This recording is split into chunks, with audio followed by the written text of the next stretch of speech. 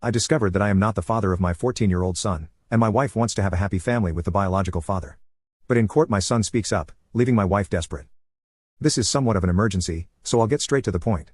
I'm 40 years old and have been married to my soon-to-be ex-wife, Megan, 38, for nearly 12 years. We have a 14-year-old son together, Johnny, or at least, I believed he was my son all these years. Megan and I met at work, and we had only been dating for a year when she found out she was pregnant. I was a bit skeptical about having a baby so soon in our relationship, but she wanted to move forward with the pregnancy, so I decided to support her, and we moved in together after finding out about the pregnancy.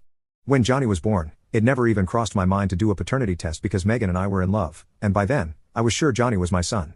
I felt very connected to him, and he even looked like me because we both had dark hair and eyes. So, I literally had no reason to suspect anything. However, a few months ago, I discovered that he is not actually my biological son, and Megan had been deceiving me all this time. About 3 months ago, she confessed that she had been having an affair with her high school sweetheart, Nathan, for the past few months, even at the beginning of our relationship. She had an affair with him while we were together and never told me because she later got pregnant. One of the main reasons she and Nathan had to separate after high school was because he wasn't very serious about his life and had decided not to go to college. Back then, he was still living with his parents and hopping from one job to another every few months. She thought she needed stability in her life, so she chose to be with me because I was very career-oriented. She said that by staying with me, she was betting on the right horse, but now, she realized that money wasn't everything and that she was in love with Nathan. So, she wanted to build a life with him. Besides, he had enough time to change, and now he owned his own business, so she really didn't have to worry about money.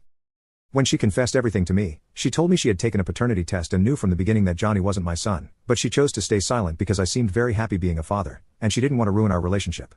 Speaking about her past, she also made Nathan promise never to mention this affair they had because she didn't want to risk our relationship. For her happiness, he stayed away. However, they reconnected at a high school reunion almost 6 months before she finally told me the truth and rekindled their relationship once more.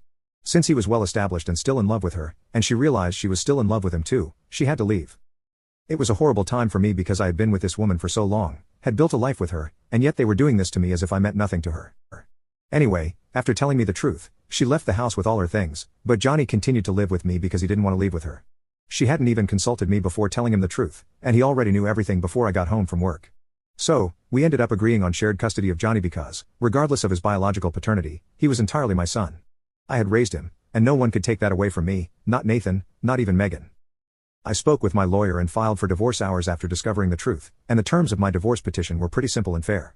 I would keep everything we had, and she should not expect any alimony, even though she had been a housewife for the past 14 years since she left her job after Johnny's birth. Despite all my support, she had been cheating on me and using me for money all the years we were together, and I wasn't going to let that continue any longer.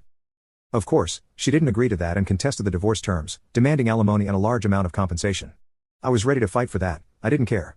But she made things worse by requesting full custody 3 weeks ago because, apparently, she and Nathan planned to move to another city to open a branch of his business there too and wanted to take Johnny with them.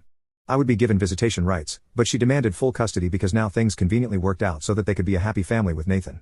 Just because it was convenient for her, there was no way I was going to allow that to happen, and since we couldn't resolve it in mediation, this matter ended up going to family court. I was pretty confident this would be a piece of cake for me, but she and Nathan started lying blatantly about what kind of person I was. I had to work very hard to prove otherwise, which has complicated everything, despite Johnny himself saying that he would like to stay here with me since he has grown up here. They are doing everything they can to make it seem like Johnny is confused and that I'm the one manipulating him. They think I'm too much of a workaholic to be able to take care of him by myself and that it would be better for him to live with his mother. There's also the fact that I'm not actually his biological father, which makes everything take twice as long to resolve. Since the divorce proceedings started and Megan moved out, we came to an informal agreement on how we would share time with Johnny. Until now, we had an arrangement where he would spend the first 4 days of the week with Nathan and Megan and come to me on the weekends. I thought this would be the arrangement we would stick to even after the divorce, but they complicated things much more than necessary by deciding to move to another city and requesting full custody out of nowhere. So, we've been stuck in a custody battle for the past few weeks. Now comment update to tag you on part 2.